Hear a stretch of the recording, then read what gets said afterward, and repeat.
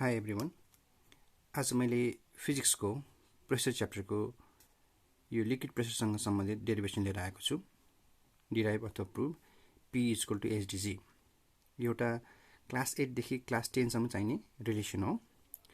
यसलाई हामी मेमोरेटिभको रूपमा अथवा न्युमेरिक्स रूपमा hers depend on grass HdG hers depend on grass भनेर यो फर्मुला सम्झिन सक्छौं, जहाँ P भनेको एक्चुअली लिक्विड प्रेसर हो, H भनेको actually height of the liquid column, D भनेको डेन्सिटी र G भनेको एक्सेस ड्यू टु ग्राभिटी हो।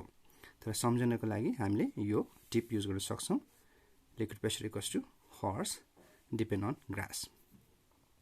अब यसपछि जाउँ मेन डेरिभेसनतिर।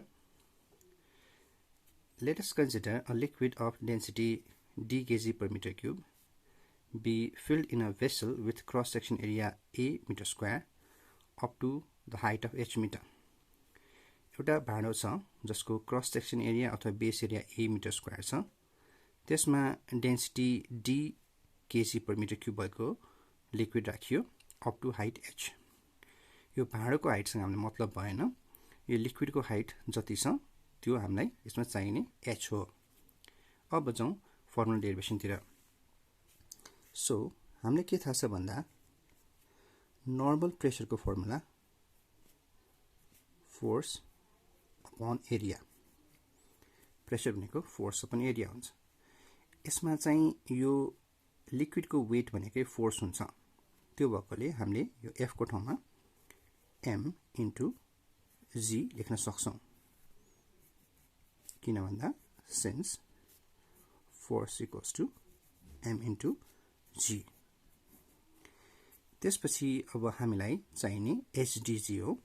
त्यही भएकोले अब हामीले फेरि के गरौँ त, मासको ठाउँमा रिप्लेस गरौँ। G त हामीलाई चाहिन्छ। मास भनेको चाहिँ भाइ बहिनीहरू भोल्युम इन्टु डेन्सिटी हुन्छ। मास भनेको भोल्युम इन्टु डेन्सिटी, यो G को G नै भयो। A को ठाउँमा A नै हाल्नु होला। यो किन गरेको त, किनकि मास भनेको भोल्युम इन्टु डेन्सिटी। अब त्यसपछि फेरि हामीले के थाहा छ भन्दा म्याथ्समा पनि हामीले पढेका छौं, यानी कि भोल्युम भनेको बेस एरिया इन्टु हाइट हुन्छ है। त्यही कारणले फेरि यो भोल्युमको ठाउँमा हामी बेस एरिया इन्टु हाइट, यानी कि height of liquid column into d into g गरौँ। तलपट्टि a नै रहन्छ। यो हाम्रो म्याथ्सको मेन्सुरेसनबाट के आयो त भाइ बहिनीहरू, भोल्युम भनेको base area into height. So अब हामीले यो बेस एरिया काट्न सक्छौं र फाइनली HdG प्रुभ हुन्छ। भनेपछि liquid pressure equals to HdG। अब हामीले यो रिलेसन भाइ बहिनीहरू डिराइभ गर्यौं। यसरी हामीले सजिलैसँग P = F/A बाट स्टार्ट गरिकन यो विभिन्न रिलेसनहरू रिप्लेस गरिकन P = HdG प्रुभ गर्न सक्छौं। आशा गर्दछु कि भाइ बहिनीले बुझ्नुभयो होला।